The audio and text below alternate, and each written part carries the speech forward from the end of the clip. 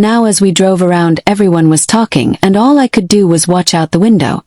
I was so scared I would see him standing in the darkness, but I could tear my eyes away. We stopped for a moment, just kind of sat there. A few of us got out of the car and walked around. I stayed in the car. Everyone was feeling sketched out and didn't want to stay out there, so we continued to drive around. I was almost over my paranoia when I saw a man looking at me from behind a tree. I tried to convince myself I imagined it, but there he was again and again and again. Every time he would disappear behind a tree, he would appear by another. He was everywhere. I started to tense up. I felt all my muscles tighten and I felt stuck.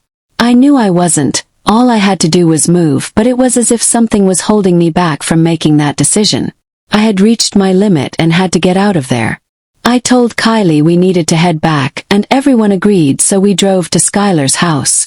I had thought that when I left the cemetery I would feel better and I could calm myself down, but as we drove it only got worse. I couldn't move and I started to feel a pressure on my chest.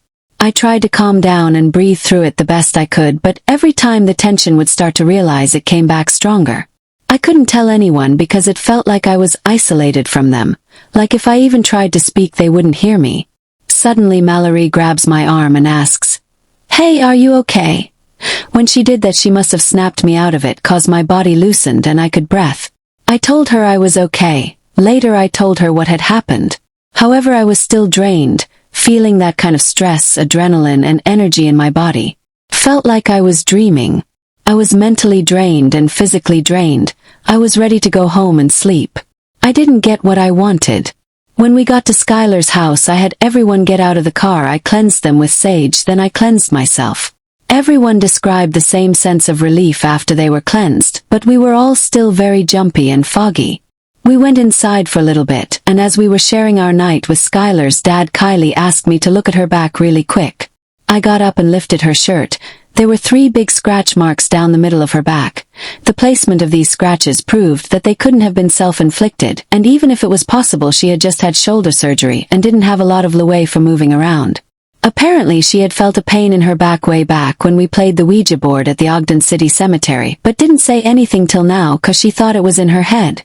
Skylar got her stuff and we headed home to my house.